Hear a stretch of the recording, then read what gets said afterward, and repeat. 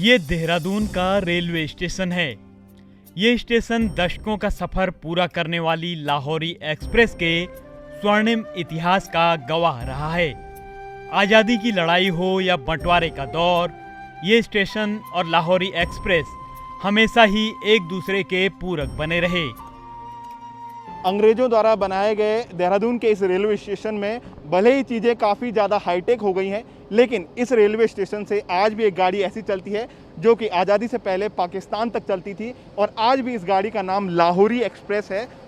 देश के बंटवारे के बाद ये गाड़ी उसी रूट पर चलती है, लेकिन ये अमृतसर तक अब चलती है और इस गाड़ी से जुड़े हुए कई ऐतिहासिक तथ्य हैं, कई ऐतिहासिक रोचक ऐसी घटनाएं हैं जो कि इस रेलगाड़ी से जुड़ी हुई है। तो इस लाहौरी एक्सप्रेस की क्या कुछ यादें हैं, आइए जानते हैं। लाहौरी एक्सप्रेस का सफ़र 1906-7 में शुरू हुआ। तब अंग्रेजों ने उत्तराखंड के धार्मिक महत्व, चारधाम और हरिद्वार की महत्ता को देखते हुए देहरादून हरिद्वार को रेलगाड़ियों से जोड़ा। तब देहरादून से लाहौर तक लाहौरी एक्सप्रेस चलाई गई। उस दौर में लाहौरी एक्सप्रेस का इस्तेमाल धार्मिक यात्राएं, अनाज ले जाने के लिए होता था। तब लाहौरी एक्सप्रेस पाकिस्तान के लाहौर तक जाती थी, मगर आज़ादी के बाद और बंटवारे के एक दिन पहले जो हुआ, उसने इस ट्रेन के सफ़र को इतिहास के पन्नों में काले अक्षरों में दर्ज कर दिया। लाहौरी एक्सप्रेस अपने समय की बहुत ही महत्वपूर्ण गाड़ी रही है जी। और विशेषकर उस समय की ये गाड़ी है जब आवागमन के साधन भी बहुत कम रहते थे जी।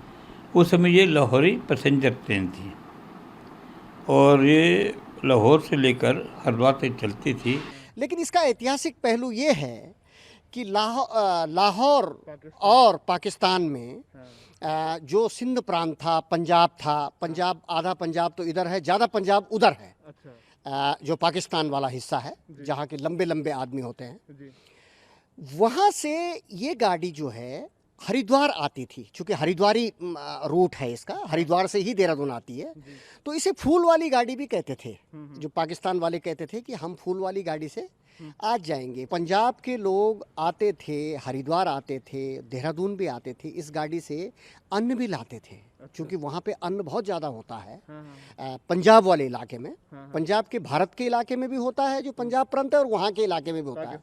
तो वहाँ से अन्न लाते थे और यहाँ तमाम धर्मशालाएँ थी जो आज भी मौजूद हैं। तमाम धर्मशालाएँ थी। बन्नू की बहुत बड़ी धर्मशालाएँ हरिद्वार में हैं और बन्नू स्कूल यहाँ देहरादून में भी है, बन्नू बिरादरी का। और वो वही लोग थे और वहाँ से वो अन्न लाते थे और यहाँ पे उनको बांट देते थे।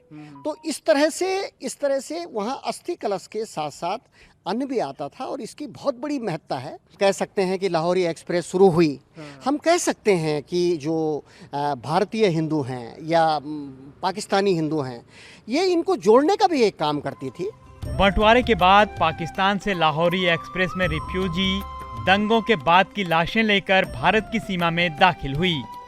उस दिन के बाद ही इस ट्रेन के सफर को अमृतसर में ही रोकने का फरमान सुना दिया गया।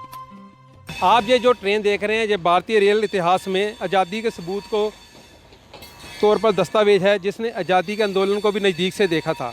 बात चाहे 1916 के होम रूल आंदोलन की हो या फिर 1917 के लॉर्ड मैंट्यू की घोषणा की, 1919 के रोल एक्ट का कालखंड इसने देखा। तो 1919 की बर्बर जलियांवाला बाग हत्याकांड, सब कुछ इसकी नज़रों के सामने हुआ था।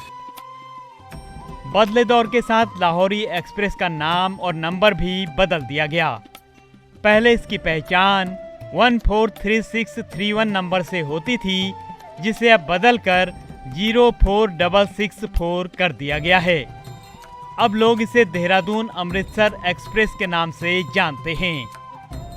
और लाहौरी ही लोग आज भी याद करते हैं। अब अमृतसर तक जाती है, जैसे अमृतसर एक्सप्रेस भी कह देते हैं, कुछ लोग लाहौरी अभी भी लाहौरी कहते हैं। हम चंडीगढ़ नहीं जाती थी, अभी ये लॉकडाउन के बाद अभी चालू हुई है 1 हफ्ते पहले, तो अब ये चंडीगढ़ होते हुए अमृतसर जाती है। इसका आने का टाइम सुबह 9:45 है, 9:45 बजे, और शाम को इस वक्त जाएगी 7:19:05 पे। ठीक है, अमृतसर तक जाएगी, लेकिन क्या कहते हैं, चंडीगढ़ होते हुए। एक सबसे ज़्यादा बेनिफिट मिला है पंजाब के लिए ये गाड़ी है और इसमें बहुत पैसेंजर जाते हैं। हमारी बहुत बढ़िया इसकी ऑक्यूपेंसी चल रही है। बदलते दौर के साथ लाहौरी एक्सप्रेस में बदलाव होते चले गए। इसी के साथ देहरादून रेलवे स्टेशन भी आधुनिक होता गया। इतने सालों से लाहौरी एक्सप्रेस और ये स्टेशन मिलकर सामाजिक ताने बाने को बुनने में लगे हैं, जो आगे भी जारी रहेगा। 122 साल पुराने देहरादून के रेलवे स्टेशन में लाहौरी एक्सप्रेस के अब तक का सफ़र बताता है कि उसका कितना इतिहास रहा है और कितना रोचक वो इतिहास रहा है।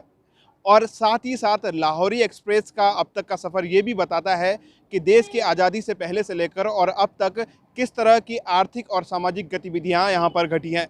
अपने सहयोगी विश्व सैनी के साथ मैं धीरज सजवान, ETV भारत, देहरादून।